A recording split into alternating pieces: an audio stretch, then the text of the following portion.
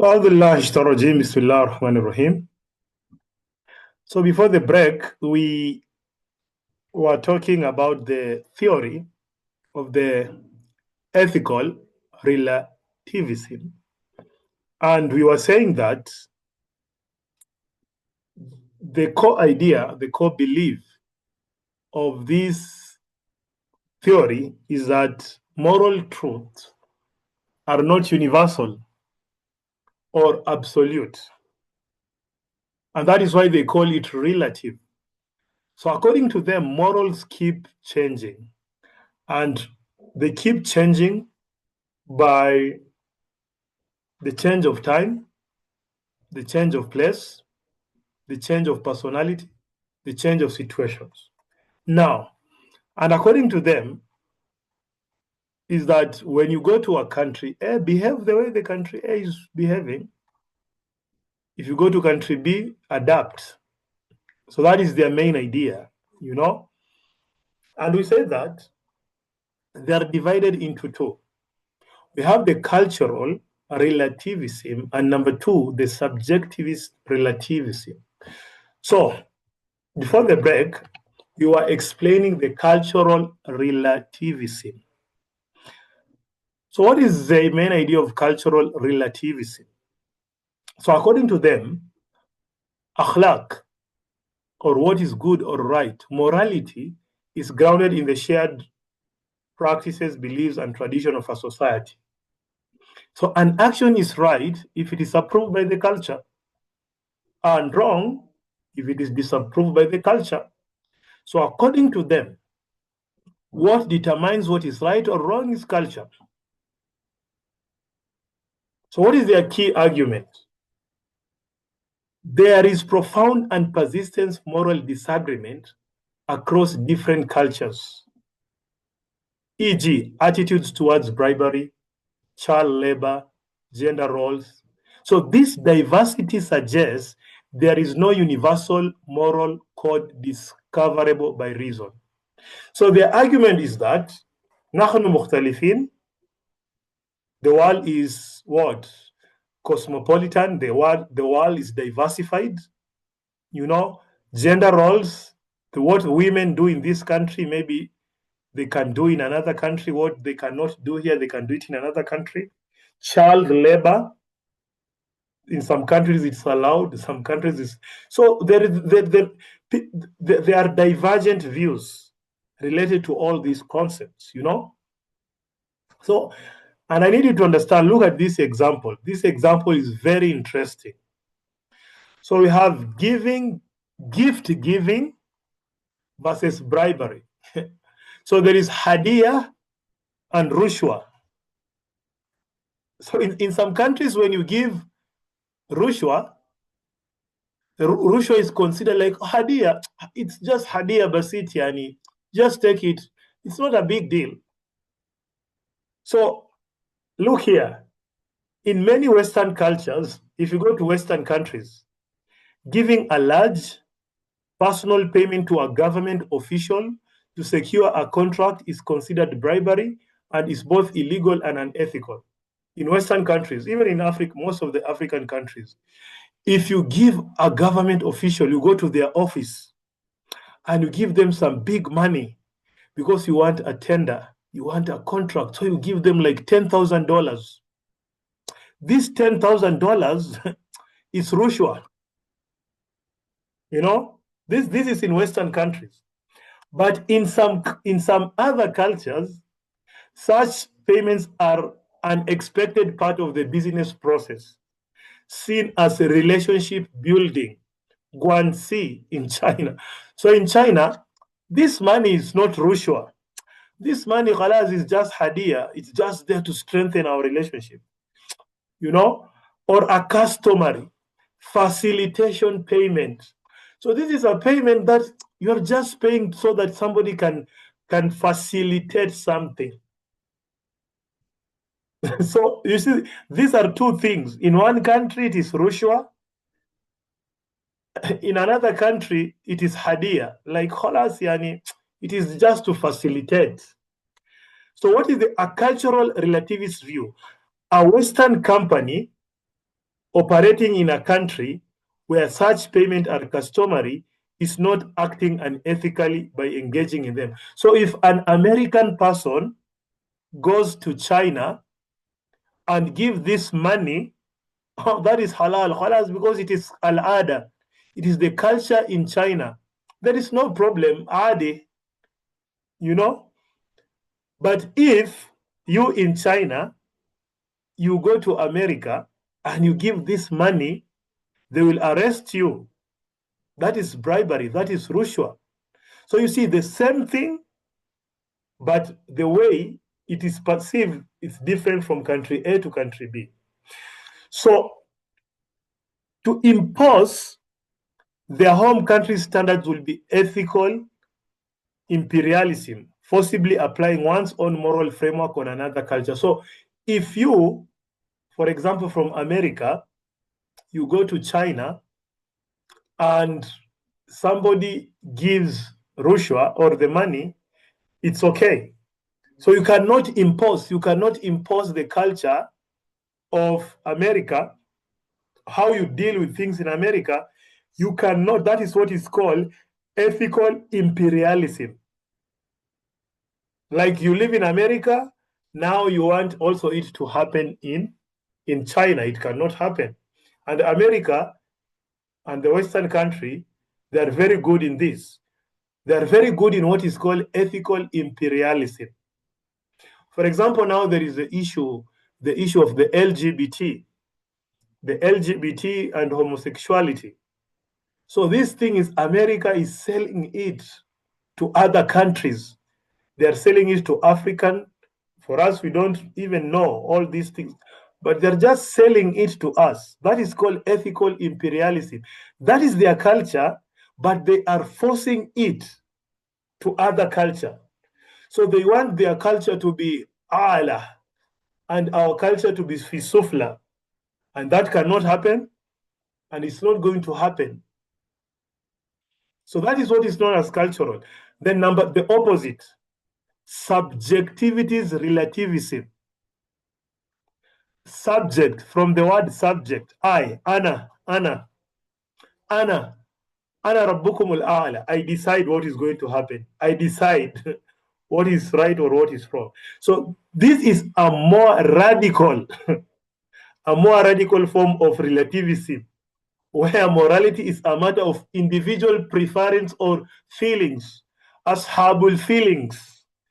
Like if it makes me happy, khalas, it is good. So X is right for me means only I approve of X.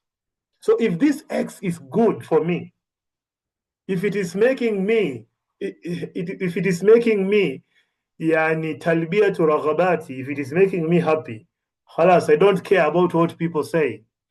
If eating hard is okay, it's making me feel high, nobody in this world can decide for me. I decide what is right. I decide what is wrong. Nobody can tell me anything. That is what this theory is saying. So since individuals have different beliefs, people have different beliefs. Upbringing, tarbiyah, the way you are raised by your parents. Some of us have been raised with our parents in a very good way. Some people, they have been raised with their parents in a very bad way. So our upbringing is not the same. And our emotions are not the same. So moral judgments are ultimately personal and cannot be objectively judged. So this behavior, akhlaq, it's something that is subjective. You cannot judge me. This is how I was raised with my mother. They were not telling me it is wrong. They were just okay. When I come home late, they were not asking me any question. So my parents were not having a problem. Why are you having a problem with this? You know? And because of this, most of our kids, they have spoiled.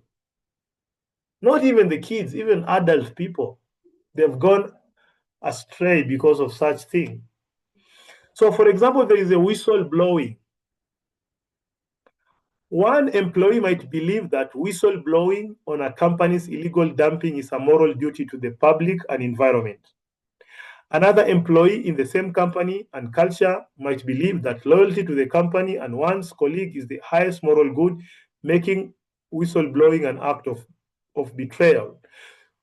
So a subjective relative view, neither person is objectively right or wrong, which is simply acting according to their own personal moral. So look here. So when they're talking about whistleblowing, for example, you are working at Dahabshil Bank with Mohammed. You are his friend. So Mohammed steals money from Dahabshil, $1,000. So what should you do? Should you report Mohammed to the manager, or Mohammed is your friend? Mohammed is my friend. I am loyal to Mohammed. So this is an ethical dilemma. Should I report Mohammed to the manager? Or I should just leave Mohammed, because Mohammed needs money. The company is not paying Mohammed good money. So Mohammed is just okay. There is no problem. Let kullu wahid ala halihi. Mohammed is stealing, khalas, that is his business. The company, I don't care. So that is basically, so what should you do in that case? So according to the subjectivist relativism, like, I don't care. I cannot report Mohammed. Mohammed is my friend. I'm being loyal. I'm being loyal to Mohammed, you know? And also the company, I'm not going to inform the... So that is basically the idea of relativist subject relativism. Now, there is the middle ground. There is what is called ethical pluralism. So ethical pluralism is mushakal. So it is a mushakal of subjectivism, and it is a mushakal of cultural. So they are just trying to give us a middle ground. ليس لهؤلاء وليس لهؤلاء. So here, for example, they're just telling us, al-muruna, just be flexible. If, for example, you go to Somaliland, and, for example, a Kenyan company comes to Somaliland, and in Somaliland, the weekend is Thursday and Friday, and in Kenya, the weekend is Saturday and Sunday. So when I come to Somaliland, I have to be flexible. Khalas, in Somaliland or Somali, the weekend is Thursday and Friday. I have to respect that. That is the way they are doing their thing. So I need to be flexible. So that is the idea. So of course, you have to adapt according to the country you are working in. They have some rules, they have some regulations. For example, in some countries, if it is an Islamic country, Yawmul Eid is a holiday, you know. But if you go to some countries, Yawmul Eid is not a holiday. So as a company, if you are working, your company is in another country, you need to adapt. You need to adapt your calendar according to the festive seasons, the festive dates in that country. So this is the basic idea of what? The mushakal. You know, you should not be extreme, actually, you know. Now, lastly, now this is, now us as Muslim, we have our Islamic ethics. So our Islamic ethics, akhlaq, provides a divine and holistic framework for moral decision-making in business, based on the Quran, Sunnah, and Sharia. So in Islam, you cannot bring your feelings. You cannot bring your culture. So in Islam, everything is very clear. Al-halal bayyin wal-haram, al-halal bayyin wal-haram bayyin. Everything is clear, black and white. You cannot bring your feelings. You cannot bring your emotions in Islam. So you have to follow the Quran. You have to follow the Sunnah. Full stop. You cannot do anything. So in Islam, Islam emphasizes al-adl, al-adala, honesty, as-sidq, trust, al-amana, benevolence, al-ihsan, and accountability before Allah, taqwa. That is, ittaqullah haythuma kunt. Now, what are the core sources of Islamic masadir al-sharia? So number one, Quran. This is the primary source, considered the literal word of Allah. Quran. Number two, Sunnah, the practices and saying of the Prophet. Number three, Of course, the divine law derived from the Quran and Sunnah. And when you're talking about the divine law, these are the rulings that have been derived from the Quran and Sunnah. Then we have maqasid al-shar'iyya, the objective of Islamic law. So the maqasid al-shar'iyya, we have the hifd al-nafs, hifd al-aql, hifd al-ird, wa hifd al-nasl. So in each and everything you do, you need to prioritize this thing. Protection of faith, hifd al-din, life, hifd al-nafs, intellect, hifd al-aql, lineage, nasl, and health, mal. So هذه المقاصد الشرعية. So our ethics should be guided by this. Ask yourself, am I going to protect the wealth? If I'm being corruption, is it good? Is it good, akil mal, to eat people's wealth? It's not good. Riba, is it good? No, it's not good. إلى غير ذلك. So the key principle in Islamic ethics, number one, Tawheed, believe in Allah. So all acts are a form of worship. كل شيء عبادة, if they are in accordance with God's will. إنما الأعمال بالنيات. So there is no separation between secular business life and sacred life. ليس هناك الفصل بين يعني الدين والدنيا إلى غير ذلك. No. So a Muslim business person is a trustee, Khalifa of God on earth. They are accountable to God for all their actions, including business dealing. So we are the element of Khalifa. Okay? This creates a powerful internal moral compass. Number two, Adl and Ihsan. Adl means justice and fairness. Ihsan, it's the high standard. And that is why the Holy Prophet ﷺ says in a hadith, Inna Allah yuhibbu ahadukum idha amila amalan an yutqina fihi. Al-itqan. Al-adl, it's all about paying fair wages on time, charge fair prices, avoid exploitation. All those are teaching of Islam. Another thing is al-amana, trustworthiness, and mas'uliyah, responsibility. So we have to be honest in all our dealings. We have to fulfill contracts. And this also extends to environmental responsibility. Then there is a prohibition of riba, haram. The charging and paying of interest is prohibited, as it is seen as exploitative and creating an earned income. So, الربا إنما الخمر الربا والغش وأحل الله البيع وحرم الربا. It's prohibited. The interests, all these things are prohibited. And anything that is related to riba is haram. But now, even in our Islamic society, even people normally engage themselves in betting. And betting is haram because there is the element of gharar, there is the element of riba in it. But if you find nowadays, even in Muslim communities, they are involving themselves in betting. So ala kulli hal, now this is the summary of our lesson today. So all these theories, these are the theories that we have covered and the summary. So the first theory we covered is the utilitarianism. The second one, so the utilitarianism, they focus on outcomes, maximize overall good. So it focuses with a natija. If many people are benefiting, that is good. If many people are not benefiting, it's not good. Deontology, it is based on duties, doing what is right. Then the virtue ethics is based on akhlaq. Then right and justice is based on fairness, al-hukuk. Then the ethical relativism, it is divided into two, subjective and culture.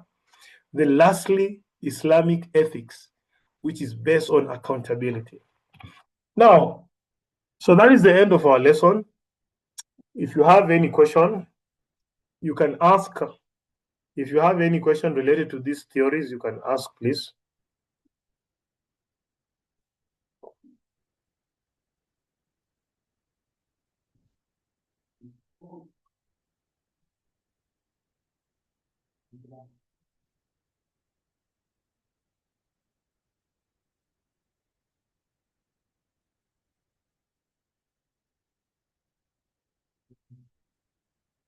So if there is no question,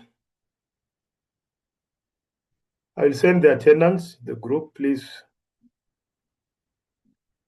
Just look at the attendance. I'll be sending it in a short while. After 5 minutes, I'm going to disable the attendance.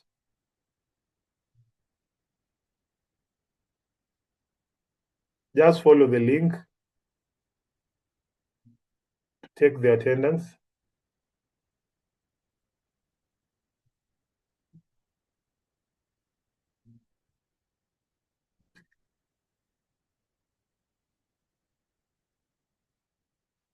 Okay, Assalam. Take the attendance before I close the link. So we'll meet, inshallah, in our lesson next week. Assalam.